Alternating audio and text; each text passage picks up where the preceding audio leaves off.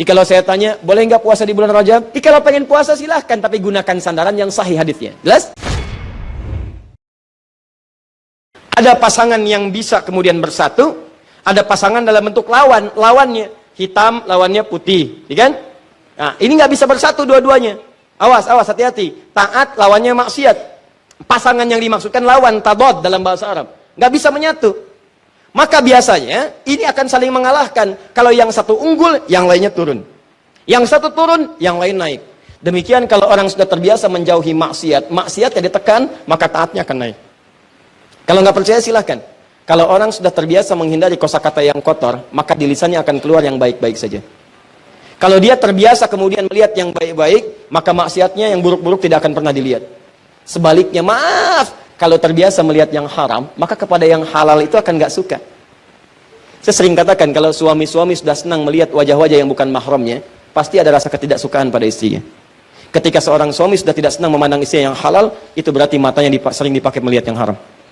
Sama persis ketika istri sudah tidak senang memandang yang halal dari suaminya, maka seringkali dia melihat wajah-wajah yang diharamkan kepadanya. Coba cek berapa banyak Anda menggali status di media sosial. Silahkan cek berapa banyak wajah-wajah yang seharusnya dilihat Anda lihat dan seterusnya. Ini gambarannya. Anda tinggalkan ini, ya di bulan-bulan ini pahala dapatkan, maka konsekuensinya taatnya pasti akan bertambah. Ini rumus ya. Jadi mustahil ada orang meninggalkan maksiat taatnya tidak naik, itu mustahil. Mustahil. Jadi di bulan Rajab ini yang harus Anda kerjakan, tingkatkan ketaatan, jauhi maksiat. Cara paling cepat tinggalkan maksiat, maka ini akan naik. Nah, ada satu rumus yang saat ibadah ini dikerjakan, rumusnya dilakukan, maka dua-duanya ini akan segera otomatis terjadi. Saya ulang, ada satu rumus, satu jenis ibadah, yang kalau Anda kerjakan ini, maka secara otomatis semua jenis maksiat akan ditinggalkan, dan semua jenis ketaatan akan dikerjakan. Ibadah itu namanya puasa. Cuma puasa. Yang saat dikerjakan pada saat yang bersamaan, maaf, orang yang puasa, saat mengerjakan puasa itu pada saat yang bersamaan, sudah pasti akan meningkat nilai ketaatan dan amal ibadahnya. Silahkan kalau tidak percaya.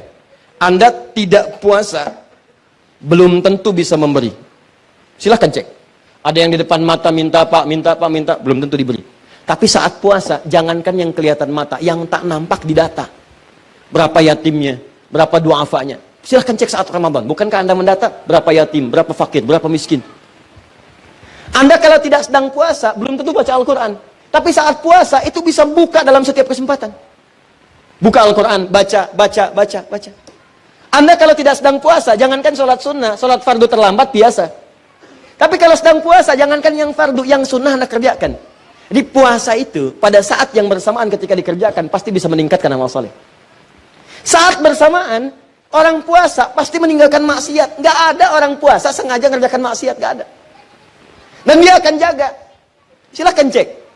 Lisan mau berdusta, dipancing-pancing, nggak mau. Ya, lihat. Mau marah, ditahan. Kenapa? Takut batal puasanya.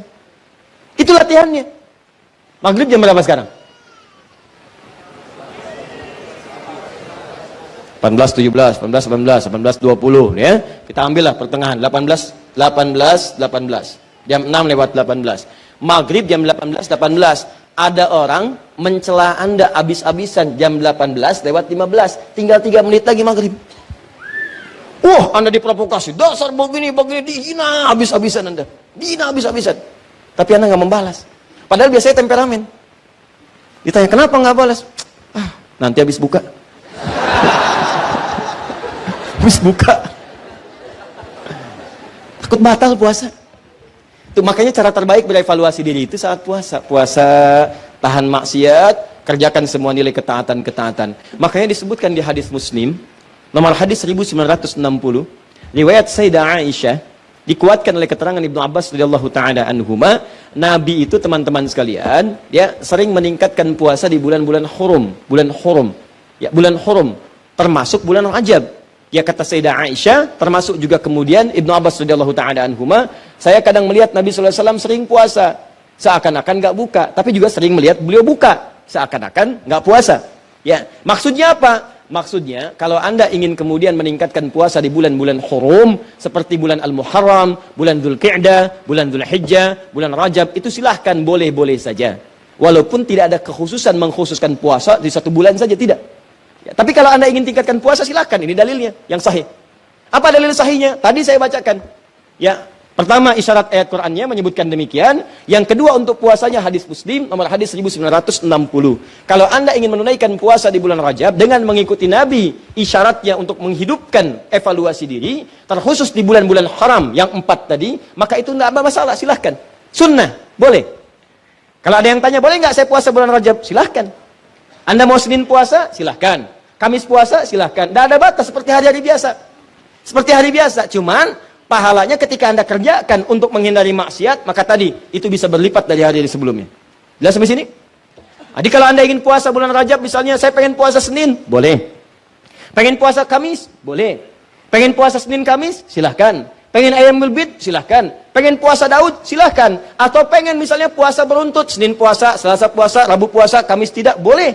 Apa dalilnya? Tadi. Karena puasa di bulan-bulan hurum dianjurkan oleh Nabi SAW. Bulan hurum ada 4, 1 Dzulqa'dah, 2 Dzulhijjah, 3 Al-Muharram, 4 Rajab. Paham? Tapi kalau ada kemudian yang menyampaikan kepada Anda, kalau Anda puasa di bulan Rajab akan mendapatkan pahala sekian. Puasa di bulan Rajab mendapatkan surga, nanti di surganya ada sungai namanya Sungai Rajab, ya kan? Puasa sehari di bulan Rajab, maka Anda akan diampuni semua dosa, dibebaskan dari neraka. Kalau sudah bebas dari neraka, ngapain puasa Ramadan? Jelas?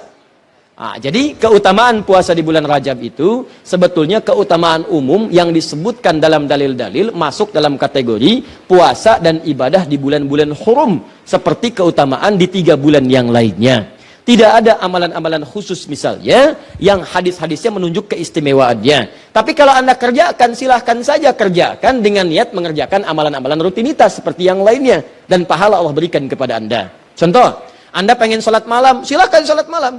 Mau di bulan Rajab, bulan Sya'ban, bulan ini silahkan. Ya, sholat pertengahan malam silahkan, tahajud silahkan, ba'diyah maghrib silahkan, ba'diyah isya silahkan. Tapi kadang-kadang teman-teman sekalian, jangan sampai kemudian termotivasi oleh dalil-dalil sebetulnya yang tidak ada susunannya atau informasinya dari Nabi SAW.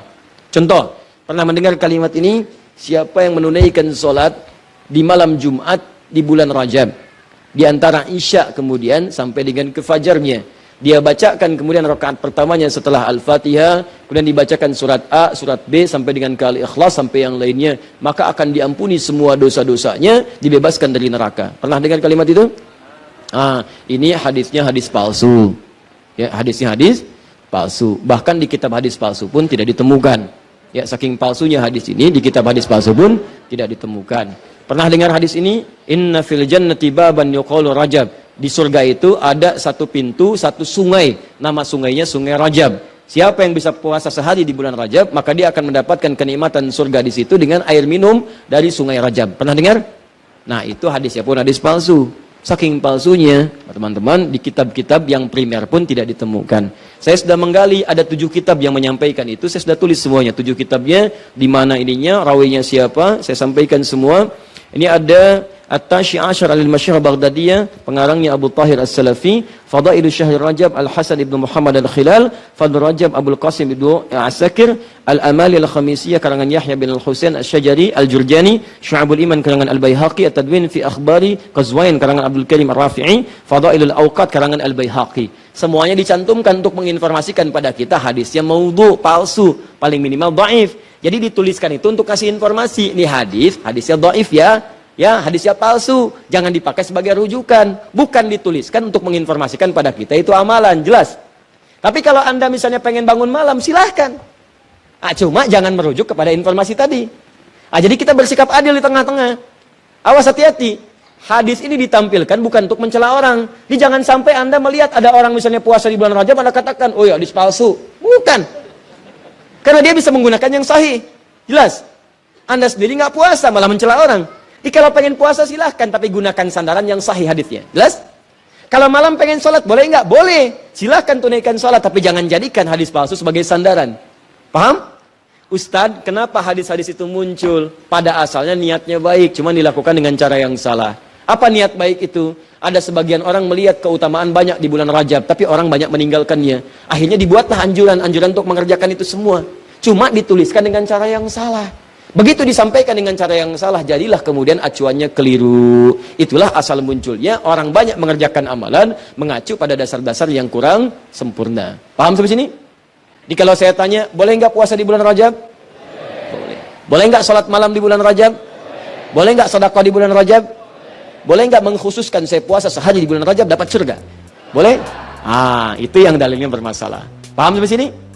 Jadi itulah asal muasalnya, runtutan ayatnya sudah ada jelas, hadisnya sudah ada, yang palsu sudah ada, yang sahih juga ada, yang sahih dijadikan acuan, yang kemudian dhaif atau palsu kita tinggalkan. Sepakat sampai sini?